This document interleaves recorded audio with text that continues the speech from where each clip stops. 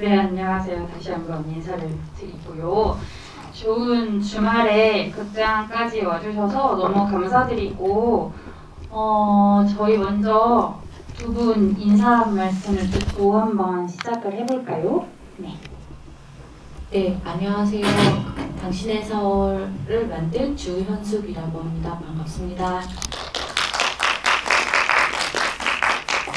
사회요. 세월호 참사 가족협의회 다른 거 2학년 일반 지성이학과 문종택입니다. 너무 고맙고 반갑습니다.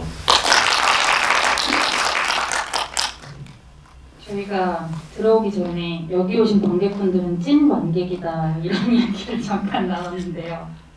긴 시간 내주셔서 정말 감사드리고 먼저 영화 이야기를 좀 하기 전에 두 분은 요즘 어떻게 지내셨는지 간단한 근황 토크를 먼저 해볼까 하는데요. 사실 올해 참사 7주기가 돌아왔고 당신의 4월은 그 지난 4월 1일부터 개봉을 해서 관객분들과 만나고 있어요.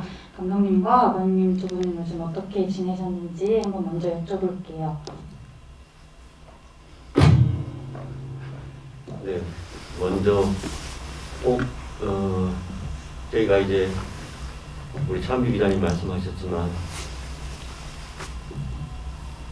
저희가 세월호 관련돼서 영화가 상당히 좀 여러 개가 나왔었는데 제가 이렇게 뭐 다이빙 데이부터 또 뭐 생일 그날마다 이제 오늘 당신의 4월까지 이렇게 있는데 항상 이렇게 공동체 상영이나 또 영화에 초대하시는 그런 분들이 있는 자리가 거의 대부분이었는데 오늘 이렇게 이 자리에 계신 분들이 정말 순수하게 뭐 어디서 정보를 얻었든 당신의 4월을 보러 오신 여기 계신 분들이 정말 천군 만마처럼 입에 바른 얘기가 아니고 정말 이 자리에 계신 여러분들이 얼마나 감사하고 여러분들하고 이렇게 마주 있는 이 시간이 잠시나마도 내가 희망을 갖고 살아갈 수 있는 그런 자리가 되는 것 같아서 너무너무 감사하다는 말씀을 다시 한번 전해드리고 저희 사회적 세월호 참사 가족협의회 부모님들은 뭐 여러 가지로 많이 이제 아프신 분들이 대체적으로 많고요. 여러분들이 이제 아실지 모르겠지만 저희들이 신상규명 조사에 대한 그런 첫걸음도 아직 제대로 못 뛰고 오히려 검찰이나 해경이나 현재 지금 진행되고 있는 촛불 정부에게까지도 겉으로 드러나지 않지만 지금 저희들 감정으로서는 버림받고 있다는 것까지 느낄 정도로 그런 저희들 가족들은 그렇게 처참한 생활을 보내고 있고 지금도 그리고 또 내일도 또 뭐 광화문 청운동에서 광화문 기업관에서 각 지방마다 아직도 세월호 촛불을 지켜주시는 우리 깨시민들이 계셔서 전국을 다니면서 저희들이 더 시일이 지나가기 전에 어떻게 하든지 저희들 살아있을 때 한번 내가 왜 자빠졌는지에 대한 그 해답이라도 좀 풀어보고자 열심히 달리고 있습니다. 그래서 어제도 아직도 세월호냐 이런 이야기를 늘 길가에서 듣고 있습니다만은 저는 그렇습니다. 아직이니까 세월호다. 예. 아직이니까 세월호다. 그렇게 말씀을 드리고 예전 같으면 성질도 내고 싸움도 하고 그랬는데 그것도 한 지금 7년 횟수로 8년째 버틴기다 보니까 이제 웬만한 소리를 하셔도 그걸 오히려 받아서 그분을 오히려 차라리 웃겨드리는 게 이렇게 생활을 하고 있습니다. 영화에서 보셨지만 활동가분 여성분이 좀 빨간 이렇게 드레스라고 그러나요? 그렇죠? 그 여성분 옷을 잘 몰라서 그분이 그런 말씀을 하시죠. 유가족다운 게 뭔데? 라는 말씀을 하십니다. 저는 유가족다운 게 저는 비록 유가족이지만 여러분들의 삶에 또 가정에 돌아가시면 부모님, 할머님, 할아버지 또 결혼하신 분들은 자녀분들의 그 삶을 위해서 우리의 다움, 인간다움, 국민다움, 시민다움 그것이 우리가 함께 살아가는 공동체의 그런 가장 기본적인 거지 유가족다운 거는 그렇게 보통 일반 사람들이 이렇게 험담하는 그런 다움이 아니고 지금 이 자리에 여러분과 제가 앉아있는 이것이 삶의 인간의 다움, 이렇게 이야기를 해봅니다. 항상 감사드리고 고맙다는 말씀 또 한 번 다시 드립니다.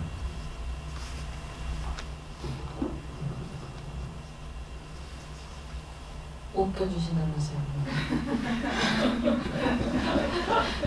제가 배급 시작하면서 세월호 다큐 너무 힘들다는 사람들이 그러는데 감동마저 울산 짚고 다니면 안 된다. 이렇게 저희 배급사 대표님이 그러셔가지고 저는 그냥 좀 실없는 사람처럼 오고 다니자 이렇게 생각을 했어요. 근데 다행히 어쨌든 많이 찾아주셔가지고 오늘도 저희가 진짜 찐 관객이라고 말씀드렸던 게 이게 다들 숨어 계셨던 거잖아요.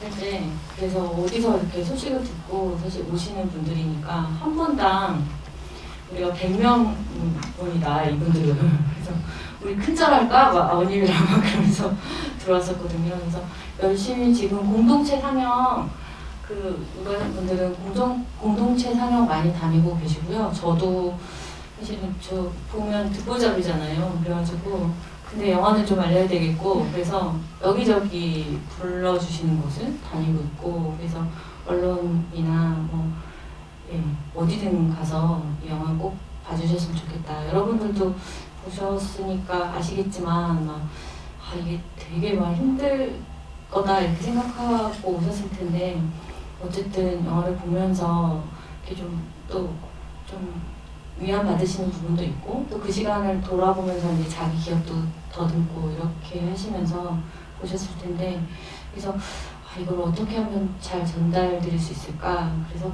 이렇게 급하게 여기저기 막 다니고 있어요. 네. 요즘에 당신의 4월이 평점 관련해서 이슈가 있었잖아요. 실제 관람객분들의 평점은 9점에서 10점대를 기록하는 반면에 네티즌 평점이 3, 4점대를 1점까지 내려가면서 평점 테러다 이런 말도 나왔었는데 그 모습을 지켜보면서 두 분은 어떤 생각을 하셨을지 그리고 또 이게 혹시 괜한 상처로 가진 않을지 걱정도 됐고요.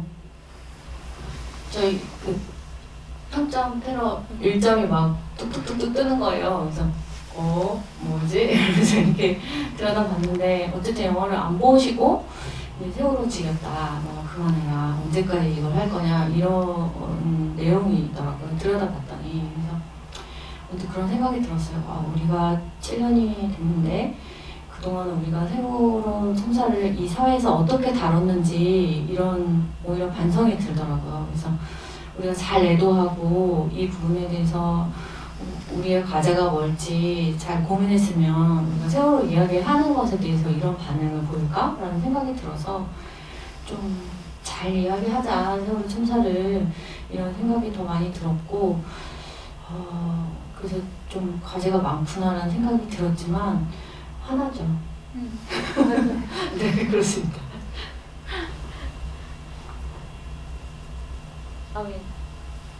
평점 테러 우리 1점 같은 거 한마디 해주세요. 그 정도면 잘 맞은 거예요. 제가 8년 동안 다니면서 제 귀에 들렸던 평점을 말씀드리면 그래도 플러스잖아. 그러네요.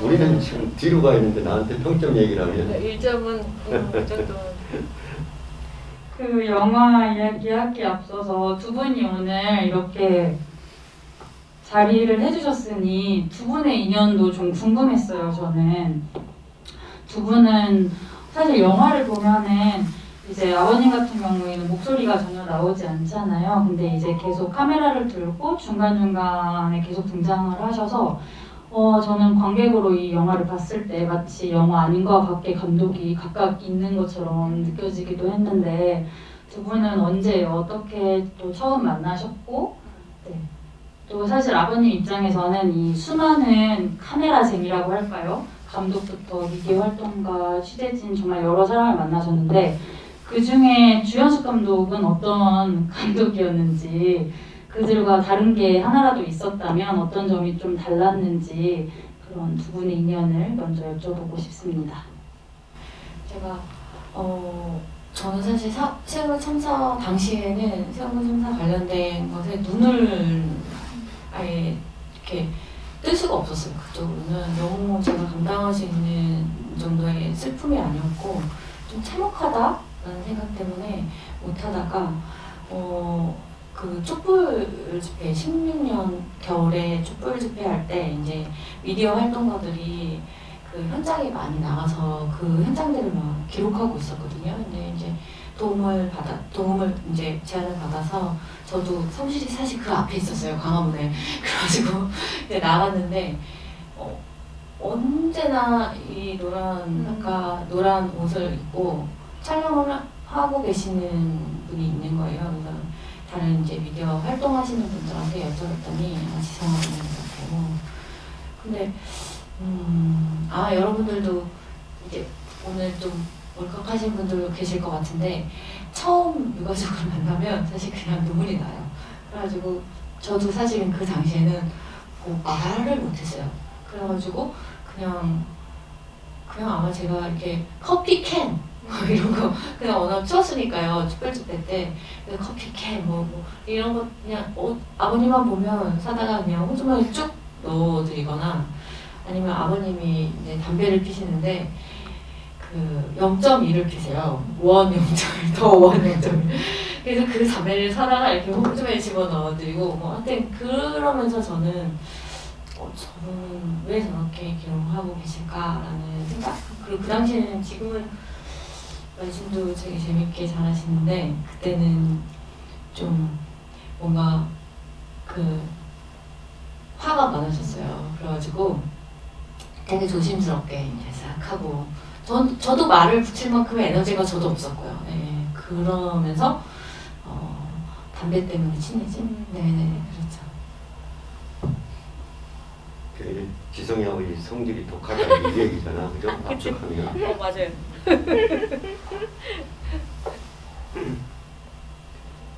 주연숙 감독님하고의 그 기억은 사실 별거 없어요. 그런데 내 머릿속에 남아있는 우리 주연숙 감독의 어떤 그런 기억은 어떻게 자리 잡고 있냐면 같이 고생했다. 그러니까 내 옆에 있다. 피해자와 함께하고 있다. 그러니까 이걸로서의 어떤 그런 내 감정의 전부를 다 차지하고 있지. 그러니까 이분이 뭐 그 당시만 하더라도 솔직하게 말씀드리면 뭘 찍든 저한테는 그런 게 들어오질 않았어요. 왜냐 그러면 죄송한데 이런 얘기 사실 처음 하는데 당신이 해봐야 얼마나 하겠어. 지금 내 마음을 알면 얼마나 알겠어. 그리고 그 동거차도 가는 그 길도 저는 진상규명을 하기 위해서 어민들의 그걸 인터뷰라 그러는데 그냥 자연스럽게 자주 가야만 했습니다. 나 또한. 어민들의 유가족인 줄 알지만 어민들하고의 대화를 풀기 위해서는 저도 어떻게 하든지 자주 들어가야만 했던. 그래서 가장 아마 가족들 중에 동거차들을 가장 많이 들어간 사람. 그리고 또 그 일대 자그마한 섬들이 진도 주변에 한 거의 20여 개가 됩니다. 여러분들. 우리나라에 대마도도 있어요. 일본의 대마도가 아니고 우리나라 대마도가 있습니다. 그래서 그렇게 다니면서 저는 영화가 어떻게 되는가 이런 쪽에는 정말 요만큼도 생각을 해보지 않았고 이 사람들하고는 나는 내 갈 길 간다.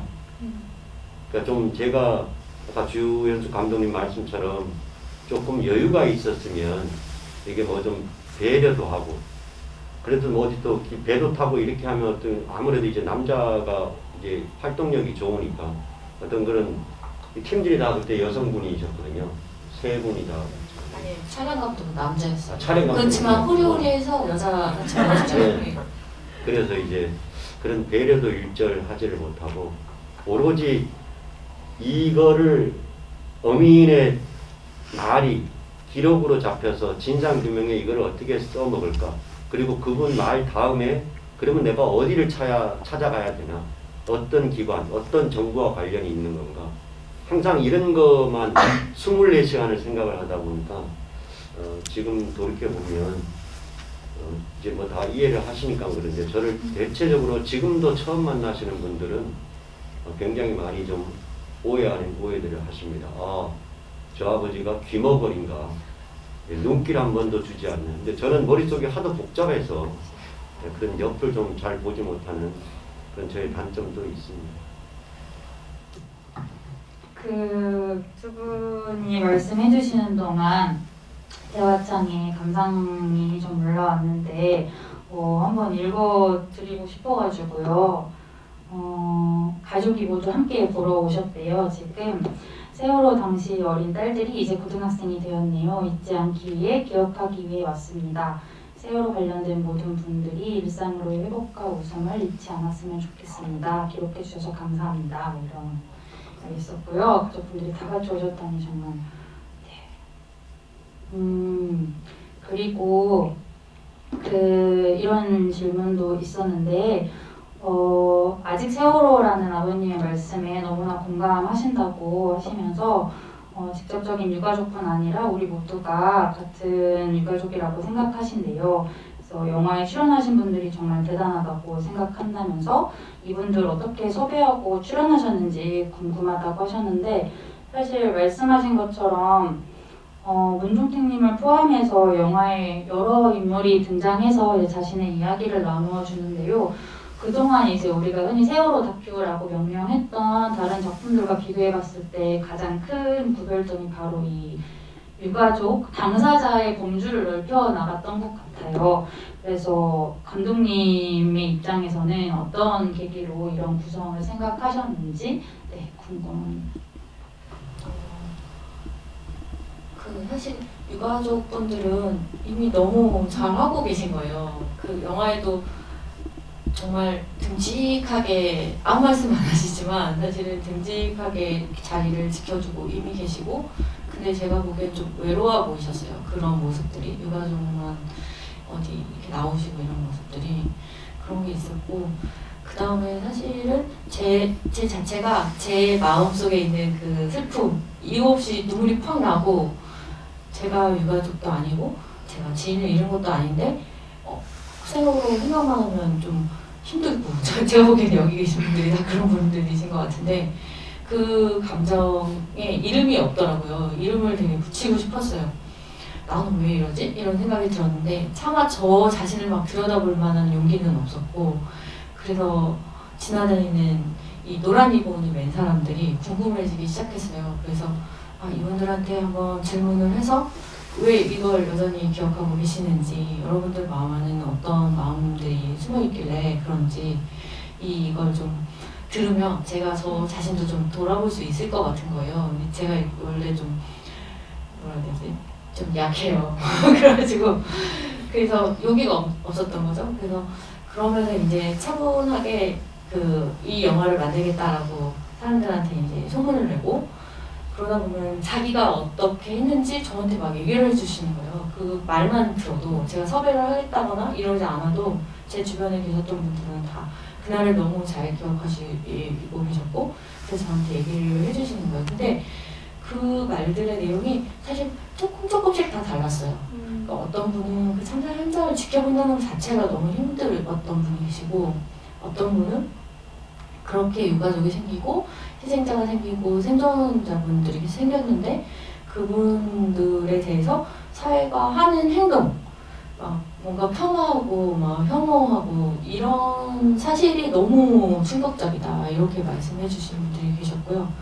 그 다음에 왜 안 밝혀지는지, 이가 너무 답답하고 너무 기다리다 지치고 답답하다 보니까 외면하고 싶고, 내가 아무것도 할 수 없으니까 그 마음이 여전히 이렇게 왔던 거더라고요. 그래서 그렇다면 이 세월호와 관련돼서 드는 마음들이 보시는 분들이 다들 좀 자기 마음을 좀 각자의 갖고 있는 마음들을 좀 들여다보실 수 있도록 그 당시를 좀 세밀하게 좀 담아보자.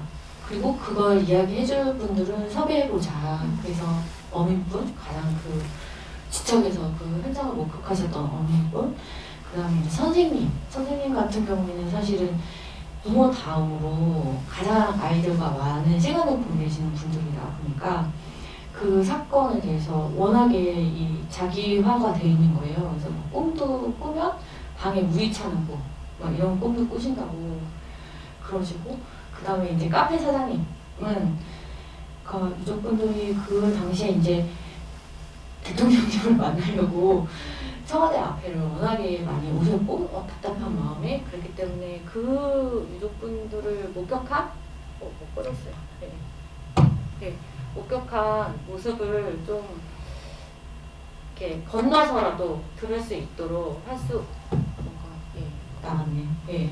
그러실 수 있을 것 같아서 그 분을 섭외하게 되고, 그 다음에 또 이제 그 당시를 기록하고 계셨던 인권활동가. 근데 또 봤더니 남편분이 화가신 거예요. 근데 그분이 또 그 잠수사분들에 대한 그림도 그리시고, 그래서 그렇게 이야기를 담고, 그리고 그 당시에 학생이었던 분들, 네. 그렇게 해서 이야기를 우선 차분하게 우선은 담아보자. 우리가 모두를 대표할 수는 없지만 적어도 그 당시 기억에 남는 것들을 조합해서 그 당시를 기억하는 사람들이 어디 하나라도 좀 저거 되게 있네 라고 하면 자기의 기억들을 좀 더듬어갈 수 있지 않을까, 길을 낼 수 있지 않을까 라는 생각을 했고, 실제로 그래서 보니까 어떤 분은 어민, 어떤 분은 카페 사장님, 어떤 분은 그 대학 그 학생 뭐 이런 식으로 이렇게 공감하시는 지점들이 조금씩 또 다르더라고요. 예. 네. 그래서 한 관객분은 이런 말씀도 해주셨어요. 현재 고등학교 교사라고 하세요. 그래서 작년에는 코로나 때문에 개학이 미뤄지면서 그 담임을 맡았던 학생들과 4월 16일에 이제 개학을 했는데, 그때 학생들과 온라인 조회를 할 때 세월호 이야기를 할까 말까 되게 고민하셨대요. 그러다가 이제 결국 하지 않았는데, 당시가 이제 그때 부임한 첫 해여서 학생들이나 다른 선생님들이 어떻게 볼까 이런 게 두려웠다고. 영화를 보면서 올해는 학생들과 꼭 세월호 이야기를 해야겠다는 생각을 하셨대요. 그래서 다시 한번 좋은 영화 만들어주시고 계속 싸워주셔서 감사하다 이런 이야기가 있었고요. 그렇게 이제 어떤 분은 그날이 이제 고3 졸업사진을 찍는 날이었다 이런 것도 있으셨네요. 네. 너무 놀라고 화났던 감정들이 떠올랐다고, 기억하기 두려워서 잊고 살았던 것 같은데 오늘 영화 보면서 반성도 하고 회복이라는 게 기억하고 애도하는 것부터 시작이라는 말이 참 와닿았다고 하셨어요. 아마도 오신 관객분들 모두 영화를 보면서 내 2014년 4월 16일을 떠올리셨을 것 같아요. 그래서 더 연결되는 감정을 느끼시기도 했을 거고, 저는 감독님도 말씀하셨지만 영화를 보면서 이렇게 거리를 지나가다 보면 앞에 사람들의 이제 노란 리본이나 노란 팔찌나 이런 걸 발견하면 괜히 약간 이렇게 기합을 넣게 되는 순간이 있잖아요. 아, 그거 알고 내가 안다, 여기 있다, 이런 것들이. 이 영화가 참 그런 역할을 해주는 것 같아요. 이제 그러면서 아버님께도 좀 궁금했던 게, 언제 그러면 영화 처음 보셨고 그 가족분들이랑 좀 어떤 감상을 나누셨을지도 한번 들어보고 싶더라고요. 이제 우리 감독님하고 또 배급하고 있는 우리 시네마달 제작사 이렇게 있지만, 영화가 사실 만들어진 건 좀 시간이 꽤 흘렀습니다. 예, 그래서 한참 영화 이렇게 촬영하시고 이런 거 말고 또 기간이 또 있었기 때문에, 그때 제가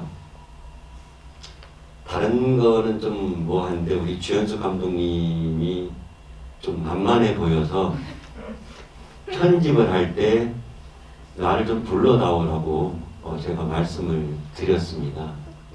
근데 뭐 제가 어떤 제작을 하는데 관여하거나 또 이런 문화예술 쪽에 전혀 문외한이 아니기 때문에 그걸 참여하기 위해서 이걸 이렇게 해라 저렇게 해라 뭐 한다고 들을 그런 그 예술하시는 분들이 그런 분도 아니시지만, 그런데 제가 거기 꼭 미리 좀 보고 싶었던 그런 내용은 누가 잘 나오고 못 나오고가 아니고, 혹시라도 상황이 잘못 거기에 들어지는, 이게 시민들의 이야기지만 그것이 잘못되어지면, 이 영화라는 게 한번 만들어지면 그걸로서 머리에 들어와 버리기 때문에, 그러면 세월호가 가지고 있는 본래의 어떤 그런 추적해가는 진실에 어떤 영향이 미칠까봐 그게 염려가 되어서 이제 한번 그런 내용들이 나오는지, 그래서 이제 좀 편집하는데 좀 사실은 이제 이 얘기도 안 드렸지만 그런 속뜻이 있어서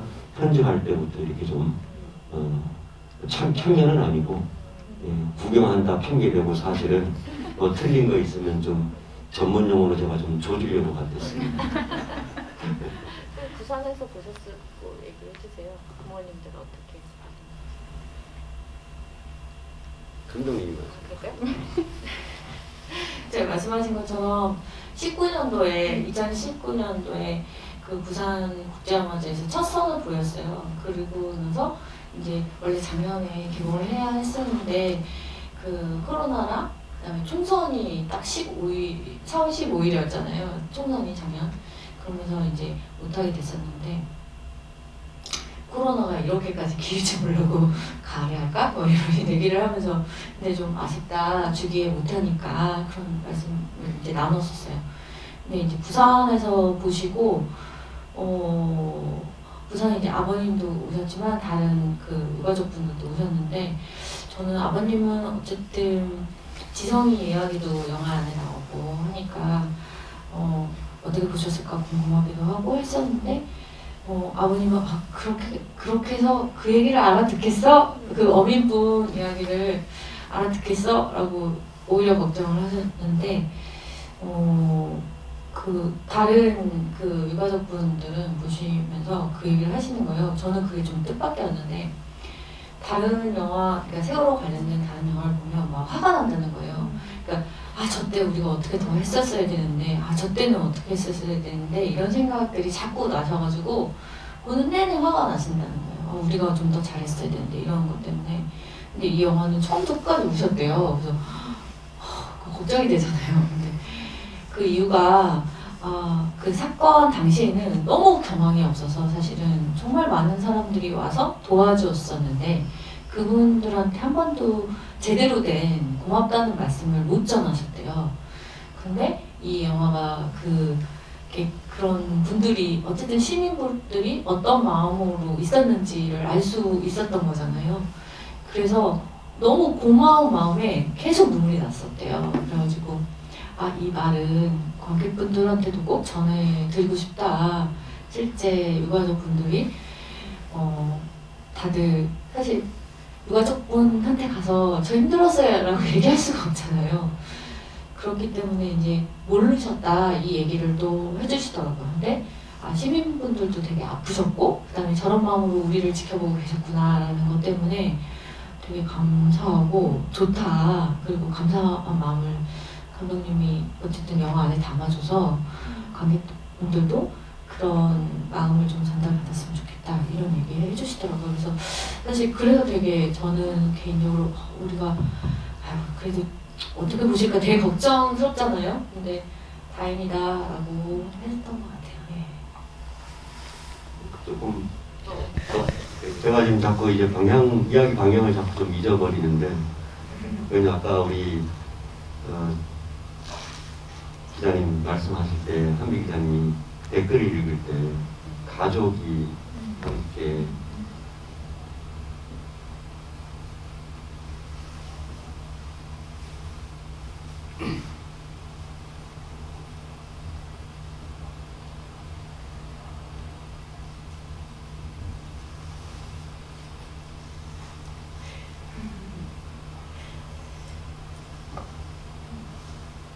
어떻게 보면 지극히 정상적인데, 제 입장에서는 얼마나 감사한지, 얼마나 고마운지. 물론 가족들이 함께 손잡고 이렇게 극장을 다녀보면 사실은 음식점에 지금도 줄 서서 음식 먹고, 코로나에서 사실 위험한 곳은 더 말고, 아까 우리 시네마날 우리 김일관 대표님도 그 말씀하시는데 극장만큼 지금 코로나에 대해서 안전한 곳은 없다. 물론 뭐 아예 안 모이면 그거보다 안전한 건 없겠지만, 근데 이렇게 오셔서 생활의 삶의 한 부분으로 주말에 또 이렇게 생활을 보내시는 그런 분들, 본인의 움직임이지만 그분들의 지금 움직임이 여기 나와 있으면, 제가 아까도 말씀드렸지만 여기 이 자리에 아무 연고도 없이, 뭐 연고가 있을지도 모르겠지만, 그렇지만 4월 달이고 또 이렇게 가족이 함께 모여서 볼 수 있는 그런 이 영화, 이 자체를 보시는 것만 하더라도 피해자 가족들한테는 살아가야 할 의미가 또 이 순간에 또 찾아온다는 것이지. 제가 이제 중간에 좀 말을 끊고 마이크를 잡은 이유는, 저희들이 2014년 영화 안에도 그런 내용이 좀 나오는데요. 저희들 이제 아이들이 나오는 숫자가 굉장히 다 틀립니다. 뭐 예를 들면 그런 사고가 일어나면 안 되겠지만, 비행기가 만약에 추락했다 그러면 한 날 1시에 다 이렇게 좀 이렇게 어려운 그런 상황이 벌어지지만, 이 세월호 같은 경우에는 배가 한 번에 빠져 있지만 애들이 올라오는 데는 날짜가 다 틀리거든요. 바로 사고 난 직후에 물에 둥둥둥 떠있던 뭐 차홍이도 있고 경빈이도 있고 그런 걸 거쳐서. 그러니까 제가 지금 드리는 말씀은, 부모님들 한 가정 한 가정마다 아픔이 다 틀립니다. 희한하지요. 그러니까 바로 배가 자빠져서 바로 올라온 애들은 해경에서 좀 빨리 움직였으면 하나 둘 다 살았을 것이라고 하는 그 간절함에, 그 원통함에 가지고 있고, 한 이틀 3일 있다가 올라온 애들은 손톱이 시커매요. 그 나오려고 유리창을 긁어서 손톱이 빠지고 시커멓고, 죽어서까지도 애가 이렇게 올라와. 이런 아픔이 있고, 그리고 저처럼 15일 정도 시간이 흐르면 어떤 모습이든지 간에 괜찮으니까 뭔 흔적이라도 좀 나와다오. 이런 아픔 속에서 또 저보다 더 뒤에 나오신 그런 부모님들 자녀, 우리 아이들은 뼈 한 점이라도 이제 거기를 넘어서 아직도 정말 흔적 하나도 찾지 못한 아직도 5분, 이런 아픔들이 다 다른 것이지. 그래서 그렇게 쌓여있던 그런 마음들이, 이거를 어디다가 좀 풀었으면 좋겠는데 이거를 풀 시간을 미쳐주지를 않고,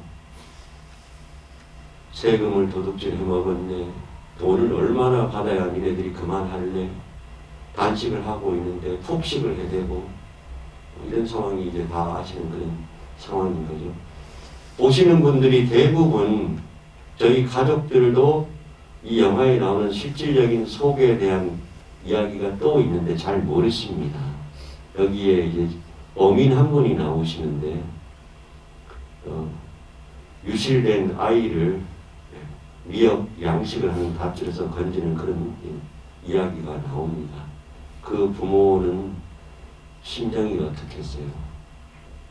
그래서 그 아이가 살점도 없이 올라왔을 때 어민이 그걸 발견했을 때 얼마나 놀랬을 것이며, 그리고 그 부모는 그렇게 유실될 것을 행복항에서 이미 짐작을 하고 김석균 해경청장, 이주영 장관을 임시 상황소 천막안에다가 잡아놓고 비행기 수십 대, 헬기 뭐 수백 대 이런 헛소리 하지 말고 빨리 거기다가 그물이라도 쳐라.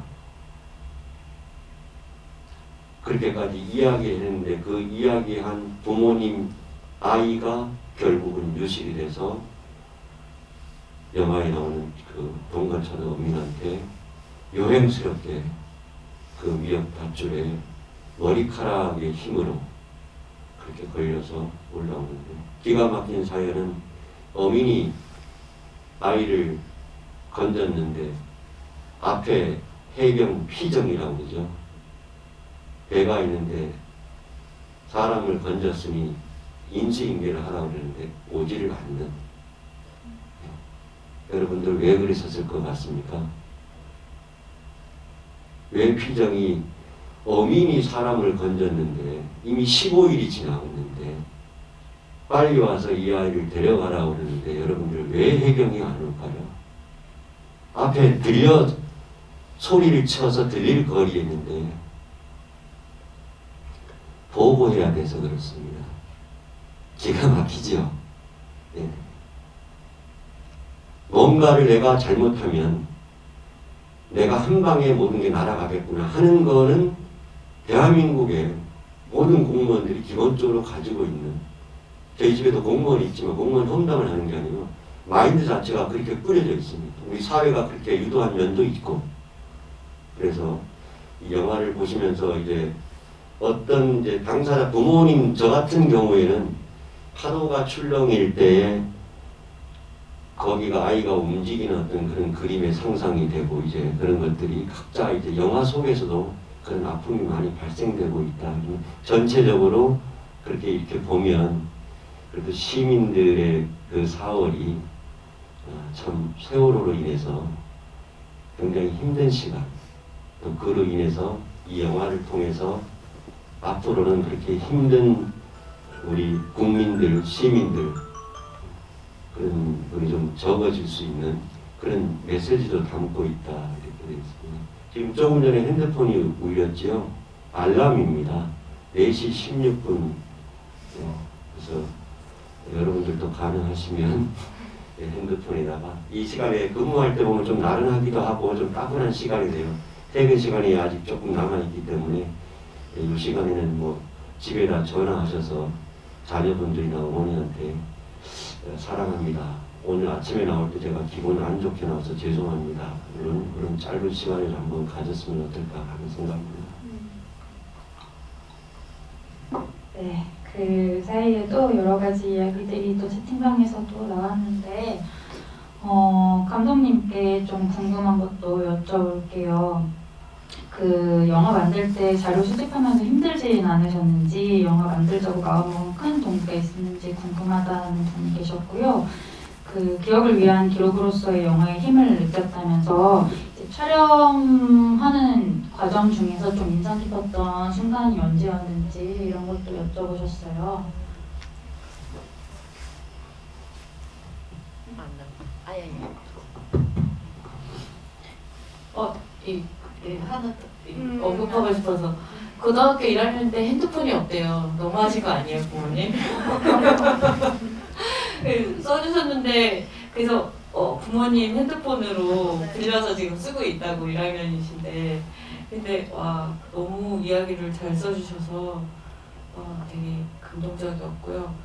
뭘 할 수 있을까 아마 아버님이 4월 16일 한번 그러니까 4시 16분 알람 한번 맞춰봤으면 좋겠다 이 얘기 해주신 게 아마 힌트가 될 수 있을 것 같은데 잊지 않기 위한 뭔가를 하면 되게 좋겠다라는 생각이 있어요. 근데 우리가 막 노란 리본 하면 어쨌든 세월호 참사가 생각나고 너무 슬프고 마음 아프고 막 이런 것 때문에 노란 리본을 다는 것 자체가 약간 어떨 때는 좀 무거울 때가 있거든요. 근데 저는 이렇게 옛날에 태극기가 약간 국뽕 느낌이었잖아요. 근데 어느 순간 요즘은 태극기가 되게 무서워졌잖아요. 그런 것처럼 어떤 상징도 사실 의미를 두면 달리 또 더 좀 새롭게 만들 수 있다 이런 생각이 들거든요. 근데 그런 의미에서 노란 리본이 그날을 잊지 않겠다는 마음과 거기에 좀 더 보태서 우리가 이거를 잊지 않고 있어. 나 잊지 않고 있어. 너도 잊지 않고 있네. 우리 여전히 잊지 않고 있어. 되게 반가운 마음이었으면 좋겠다라는 생각이 들어요. 그래서 약간 안부처럼 너 잘 있구나. 나도 잘 있어. 잘 기억하고 있어. 이러면서 약간 반가운 마음이었으면 좋겠어서 저는 제 힌트는 노란 리본을 메고 다니자. 저 예쁜 거 하나 있거든요. 이따 드릴게요. 제가. 진짜 엊그저께 받은 건데요. 어머님이 주신 건데 유가족 어머님이 경기도 어머님이라고 진짜 쬐끄만데 되게 이쁜 애가 있어요. 이따 드릴게요. 자료 조사는 사실은 열심히 했는데 실제로 아까도 잠깐 말씀드렸던 것처럼 제가 3주기 이후부터 사실은 들여다볼 힘이 생겼어요. 그렇기 때문에 그 전까지 많은 분들이 실제 그 미디어 활동가 분들이 촬영해 놓은 많은 소스들이 있었어요. 그게 있었고, 그리고 영화에도 보시면 마지막에 이렇게 감사합니다 마지막쯤에 당신 딱 그 직전에 그 고 박종필 감독님 계신데 그분도 정말 많은 그 영상을 특히나 세월호 건져 올려져서 인양되고 나서 있었을 때 그걸 1년 동안 거의 기록해 놓은 게 되게 많으시거든요. 그때 그런 식으로 많은 자료들이 우선 있었어요.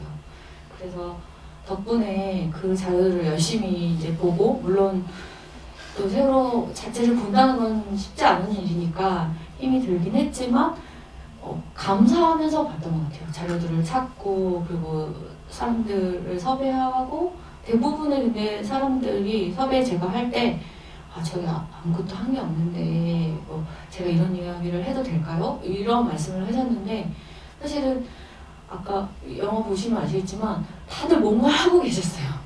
진짜 노란 리본을 메고 다니신다거나 아니면 뭐 뭘 하고 다 계시더라고요. 그래서 저는 힘들기보다는 그 만드는 과정 자체는 되게 위안을 많이 받았어요. 아까 아버님들도 너무 귀하시다고 여러분들이 그랬던 것처럼 세월을 기억하고 있던 그 마음을 겉으로 꺼내지는 못하시는 거예요, 워낙에.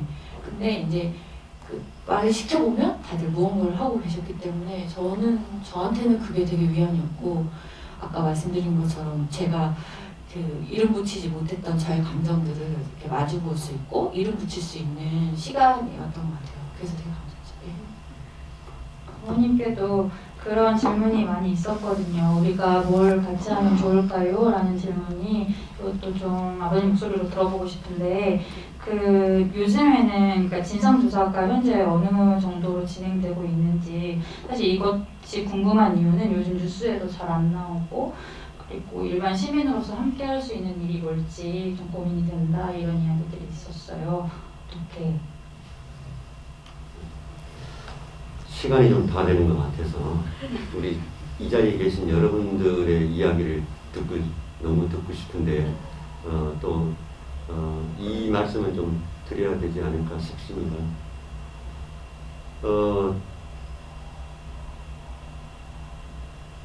피해자 가족, 세월호 때문에 주로 단원고등학교 아이들이 많이 수학여행을 갔기 때문에 피해자 가족분들, 부모님들이 어떻게 지내시는지 궁금하시다면 가만히 계시고, 궁금 안 하시는 분들만 손 한번 들어보시죠. 예, 100% 다 궁금합시다. 아직도 우리 사회는 아직도 좀 손을 드는데 좀 쑥스럽죠. 여러분들, 제가 나가면 늘 그런 말씀을 듣습니다. 예. 제가 사실은 오늘 여기 오면서 내가 말을 하지 말아야지, 그래도 충분할 수 있지 라는 걸 있습니다. 죄송한데 여러분, 저를 조금 도와주십시오. 핸드폰을 한번 드시고요. 아마 다 무음 처리 다 하셨겠죠. 관계없습니다.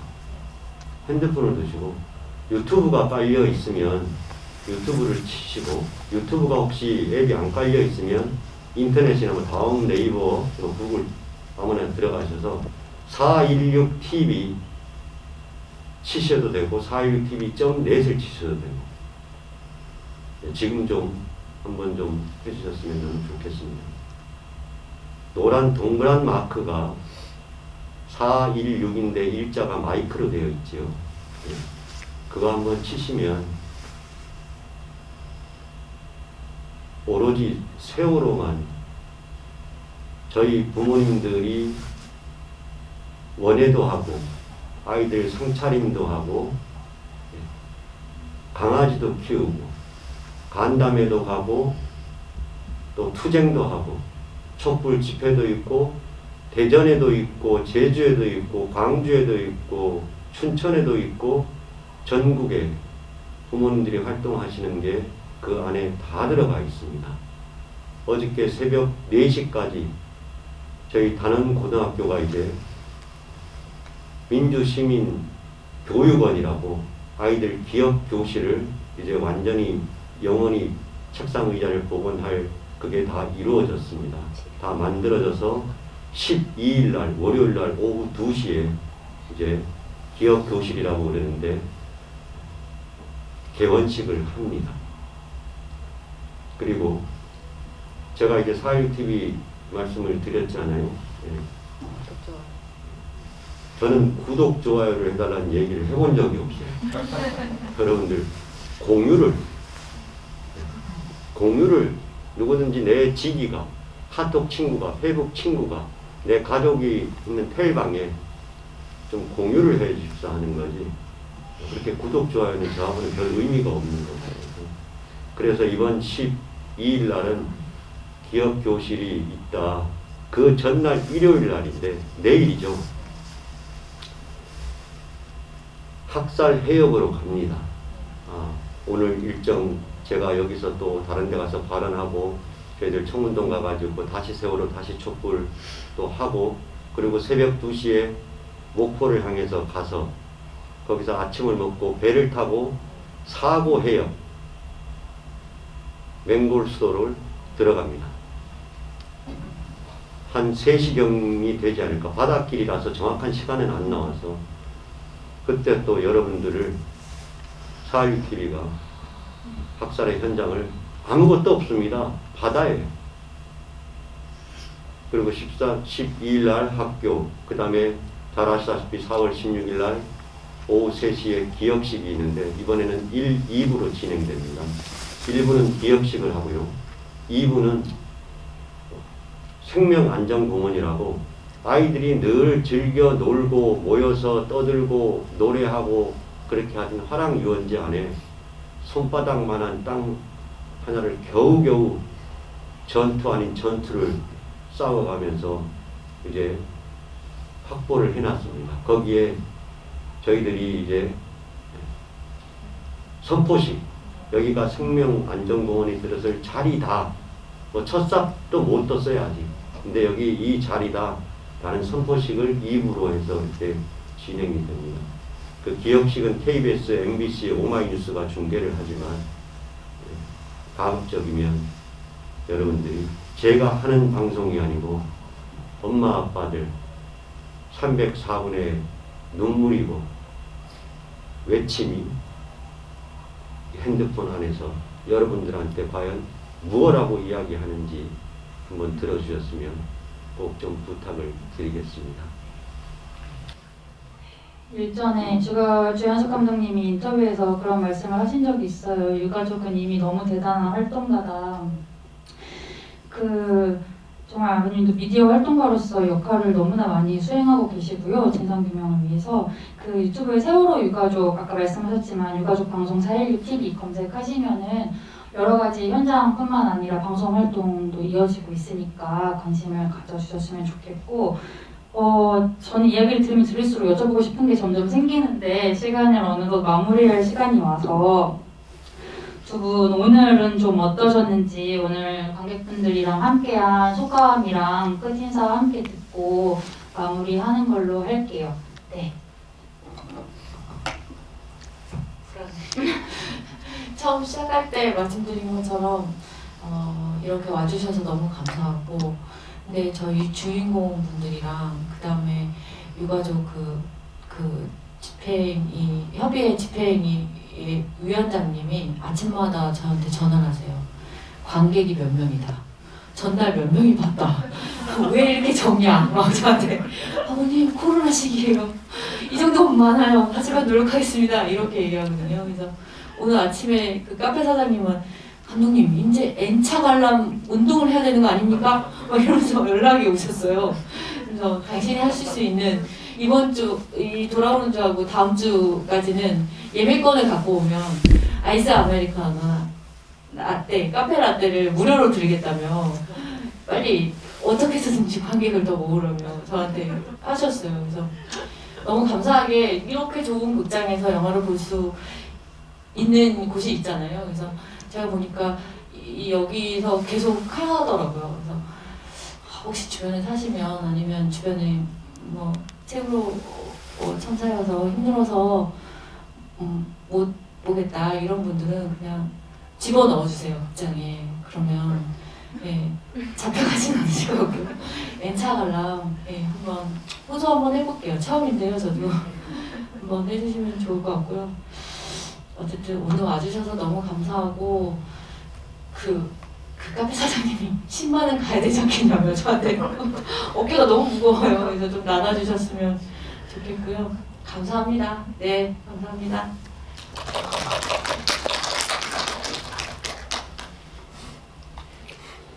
죄송한데 여기 앉아 계신 분들 제가 사진 하나 좀 찍어도 괜찮겠습니까? 아유 감사합니다. 혹시 진짜 안 된다고 하시는 분은 이번에 진짜 손 한번 들어주시죠. 안 되는. 제가 증거가 있어야 돼. 진실규명하는 사람이라 네. 오늘 이 자리가 얼마나 감사한지 다른 데 가서 또 이런 자리가 많이 앞으로 있을 거니까 저는 이 증거물을 가지고 얘기를 해야 혹시라도 오해하시는 분들이 없을 것 같아서 잠시만요. 역시 기록의 기본은 증거 수집이겠죠.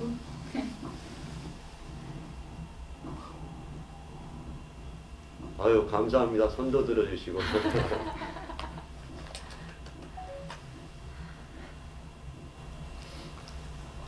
저도 사실 이게 지금 처음입니다. 얼마나 감사한지 제가 이 가슴을 제가 지금 이 뛰는 가슴을 보여줄 수 있으면 이거 열어줄 수만 있으면 열었으면 좋겠는데 여러분들 스스로 영화를 보셨지만 참 괜찮습니다. 저도 어디 가서 이 당신의 4월 영화를 좀 보십시오 하고 얘기하기 편한 게 저는 이제 뭐 그날바다나 이렇게 뭐 다이빙들 이런 거 같은 게 이제 저희가 이제 막 나오고 출연하고 이런 건데 꼭 그냥 내가 가서 우리 가족들 나오니까 좀 봐주십시오 하는 이것도 하도 세상이 뒤숭숭하니까 그 얘기 자체도 꺼내기를 두려워지는 그런 건데 당신의 4월은 뭐 언제든지 야 가서 봐. 너 네가 전에 했던 얘기 영화에서 어떤 분 나와서 얘기해. 이런 상황이 되다 보니까 여러분들이 뭐 충분히 그렇다고 뭐 세월호 자체가 원체 무거운 배이거든요. 그죠? 크고 우리나라에서 여객선이 제일 크고 거기다가 HBM에다 철근까지 실었으니 얼마나 무겁겠어요. 그렇지만 이제 우리들의 이야기를 통해서 이걸로 인해서 또 현재 우리 촛불 정부가 이번에 어제 그저께 보궐선거에서 참패는 했지만 여러분들의 국민들의 그런 깨어있는 그런 의식들이 또 한번 촛불 정부가 다잡게 되어서 뭐 다들 나와서 그러더라고요. 정신 바짝 차리겠습니다. 유구무원입니다. 직책 그대로 받겠습니다. 그랬는데 오늘도 제가 저녁에 청와대에 올라갈 건데 직책을 잘 받는지 안 받는지 뭐 답은 뻔합니다만은 그렇게 말로 먹고 살 수 있는 사람들 저희들이 아까도 제가 4.1TV 유튜브를 말씀드렸지만 200만, 300만이 모여서 대통령을 끌어내렸지 정부가 끌어내리고 언론이 끌어내린 게 아니거든요. 그게 우리가 실제로 겪었잖아요. 사실이고 현실이잖아요. 여러분들 핸드폰 그 한 번에 좋아요 한 번 그 클릭이 저들한테는 엄청난 압박입니다. 그게 변화를 시키는 거지. 그러니까 여기 지금 각자 저는 여러분들이 다 지금 KBS가 지금 한 20명이 와 계신 거예요. MBC가 한 20명이 와 계신 거예요. 근데 그거하고 여기 계신 분들하고 비교가 안 되지. 걔네는 걔네들 그만하잖아. 그래서 여러분들이 유가족이 하는 방송이다 이런 개념이 아니고 세월호가 지금 어떻게 돌아가고 있나. 이번 13일 날 세월호 참사 진상규명, 세월호 진상규명 특조위라고 말합니다. 13일 날 아침 10시에 화요일 날이죠. 네. 세월호 특조위가 조사 기자회견을 또 한 번 합니다. 이번까지 여러 차례 했는데 그것도 4.1TV가 합니다. 조사를 어떻게 했는지 굉장히 요즘 소식이 뜸했죠. 그것도 보시면 우리가 다 알고 있는 박근혜의 잠들어버린 7시간 사실은 8시간이 맞겠죠. 그 내용도 아마 이번에 나올 겁니다. 그래서 그게 몇 시간이 중요한 게 아니고 거기서 정부가 제출한 자료가 틀리는 것을 특조위가 그걸 밝혀낼 때 얼마만큼 이 세월호에 대해서 정부가 뒤집어 씌웠는가? 그리고 이걸 통해서 왜 세월호 엄마 아빠들이 이렇게 즐기게 죽어라고 지금 아직도 전국으로 해외로 움직이고 있는가의 답을 특조위 기자회견, 조사 기자회견에서 충분히 느끼실 수 있을 거라고 생각이 됩니다. 이제 마지막 발언이 될 것 같아서 저는 다시 한번 정말 고맙습니다. 그리고 여러분들 친구분들한테 세월호 엄마 아빠는 4월 달이니까 조금 우리 흔히 얘기해서 중도 우빨 좌빨 그러는데 조금 이런 쪽에 정치 쪽에 이렇게 많이 신경을 쓰는 그런 주위 분들이 계시더라도 야 그래도 4월 달인데 한번 좀 이거 좀 한번 이거 한번 좀 봐라 이런 권유가 저희들을 살리는 길이다. 고맙습니다. 네, 오늘 영화 함께 봐주시고 이야기 나눠주셔서 감사하고요. 그 4월 16일이 다가오잖아요. 그날 우리 좀 더 잘 마주할 수 있도록, 그리고 이 영화가 극장에서 4월 내내 좀 상영되었으면 좋겠어요. 그럴 수 있도록 오늘 오신 관객분들이 일당백으로 해주시리라 믿습니다. 네, 모두 감사드리고요. 아참, 그 처음에 말씀드렸던 선물이 있잖아요. 그래서 우리의 4월님, JY님, 기억할게요님은 나가시기 전에 이 앞쪽으로 오셔서 선물을 받아가시면 되겠습니다. 네, 고맙습니다. 감사합니다.